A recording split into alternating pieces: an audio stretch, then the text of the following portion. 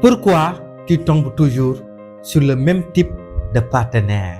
Pour avoir la réponse à cette question, ne faites surtout pas l'erreur de rater cette vidéo.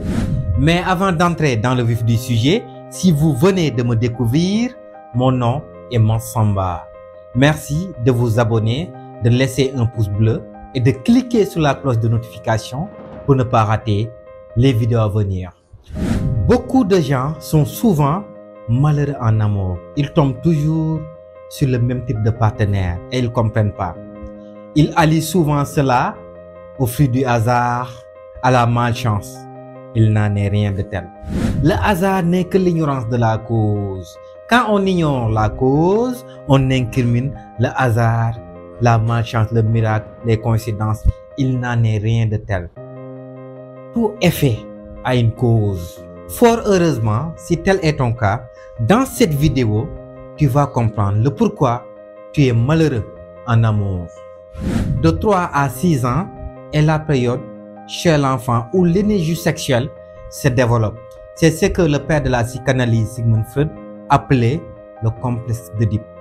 À cet âge, la relation que l'enfant aura avec son parent du sexe opposé va déterminer son anima ou son animus. L'anima étant la relation que le garçon a avec sa maman et l'animus la relation particulière que la fille a avec son papa. Ainsi, à partir de ces deux relations particulières que l'enfant a eues avec son parent du sexe opposé, il va intérioriser un modèle d'amour, un pattern, un schéma, une énergie qu'il va vibrer. Et une fois que l'enfant va commencer maintenant à développer des relations avec le sexe opposé, bien évidemment je parle des relations de couple, il aura tendance à attirer le partenaire qui reflète cette énergie. Autrement dit, il va attirer le partenaire qui lui rappelle son parent du sexe opposé. Si par exemple c'est une fille, une fois adulte, elle aura tendance dans ses relations à attirer les hommes en fait qui vibrent l'énergie qui correspond avec son modèle d'amour qu'elle a intériorisé à partir de cette relation qu'elle avait avec son papa. De toute évidence, cette attraction peut être physique. Mais ce qui sous-tend cette attraction physique est spirituel. C'est une question d'énergie. Par conséquent, ce que vous devrez comprendre est que l'humain aura toujours tendance à chercher dans ses relations son parent du sexe opposé. Ou, plus précisément, la relation particulière qu'il avait avec ce parent. Jusqu'à ce qu'il arrive à comprendre ce modèle, ce pattern, cette énergie qu'il vibre afin de pouvoir la changer. Par là, vous devrez comprendre le pourquoi beaucoup de gens, et pourtant armés de bonne foi, tombent sur le même type de partenaire qui est toxique. Parce que justement, si la relation que tu avais avec ton parent du sexe opposé était malsaine, déséquilibrée, vide d'affection, instable, tu vas attirer encore et encore le même type de partenaire qui va te permettre d'être conscient de cette relation que tu avais avec ton parent du sexe opposé, de ce pattern, de ce modèle d'amour, afin de pouvoir enclencher le processus de changement.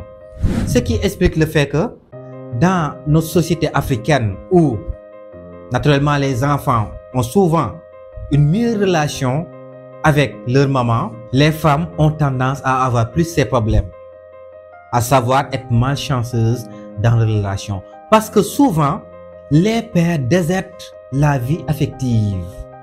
Bien que l'enfant a besoin de la nourriture affective paternelle et de la nourriture affective maternelle, 50-50, l'équilibre pour être stable émotionnellement. Si par exemple il y a une carence de nourriture affective paternelle ou maternelle, l'enfant ne sera pas équilibré. Malheureusement, dans notre société, on souffre plus d'une carence de nourriture affective paternelle, ce qui naturellement va plus impacter les filles dans le domaine des relations de couple. Parce que le modèle d'amour qu'elles vont intérioriser sera malsain. C'est la raison pour laquelle on entend souvent des phrases du genre « j'ai un mari, j'ai un époux démon, tous les hommes sont pareils ». Parce que les femmes, en fait, qui répètent ces genres de phrases ne font que raconter leurs expériences. Et malheureusement, elles ne savent pas que la cause vient au très fond de leur être. Ce n'est que de l'énergie qu'elles-mêmes vibrent. Parce que on n'attire que ce que l'on vibre. Force est de préciser, tant que vous avez un modèle amoureux négatif, vous allez continuer à attirer des partenaires toxiques qui vont appuyer sur votre blessure. Parce qu'en fait, c'est l'univers qui agit comme ça. C'est ce qui a poussé au médecin psychiatre suisse Carl Gustav Jung à lâcher cette phrase qui mérite une réflexion. Ceux qui n'apprennent rien des faits désagréables qui les arrivent forcent la conscience cosmique, ce que nous appelons Dieu, à les reproduire autant de fois jusqu'à ce qu'ils puissent apprendre ce qu'enseigne le drame de ce qui leur est arrivé. En fait, la vie est comme un examen. Tant que tu n'as pas réussi un examen, tu ne peux pas passer à la classe supérieure naturellement. De la même sorte, tant que tu n'as pas appris la leçon qui sous-tend les épreuves qui t'arrivent, ces épreuves vont encore se répéter subtilement dans ta vie pour te conscientiser, afin que tu sois conscient de ce que tu as à régler en toi et d'évoluer en tant qu'être humain. Voilà une des causes primordiales qui fait que vous tombez toujours sur les mêmes types de partenaires, ainsi le cercle vicieux se répète. Et la deuxième cause est liée à vos expériences de vie dans vos relations de couple, qui est qu'une dérivée de la première cause.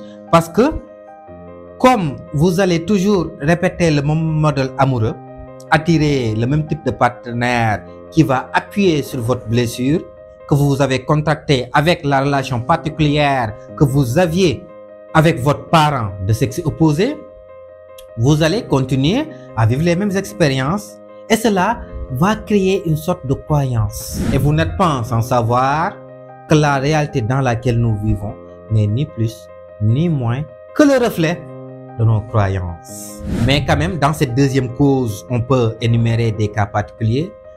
Par exemple, vous avez eu un choc émotionnel, une expérience traumatisante dans une quelconque relation qui va vous suivre. Parce que comme c'est un trauma, il va déterminer l'énergie que vous allez vibrer. Ce qui fera de toute évidence que vous allez bien évidemment attirer des partenaires toxiques. On parle de pervers narcissiques entre autres. Parce qu'en fait, vous n'êtes pas encore remis de ce trauma. Mais pour comprendre cela en profondeur, soyez conscient de ceci. En fait, l'environnement, la réalité dans laquelle vous vivez, les personnes que vous rencontrez, leurs relations particulières avec vous, les épreuves, les expériences, c'est vous qui l'attirez en fait grâce à l'énergie que vous vibrez. Tel en dedans, tel en dehors, tel un être humain pense et sent les choses, tel il devient. Par conséquent, sachez que les personnes que vous rencontrez ne sont que des miroirs qui reflètent ce qui se passe à l'intérieur de vous, c'est-à-dire vos croyances. Et malheureusement, la plupart de nos croyances des gens sont inconscientes et limitantes, ce qui est véritablement dommage. Mais si vous arrivez maintenant à mettre à la lumière votre inconscient, vos zones d'ombre, vous pourrez changer la donne à jamais.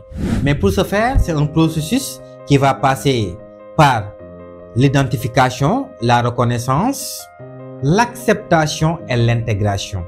Et pour cerner ces 4 étapes, ne faites surtout pas l'erreur de rater la vidéo à venir.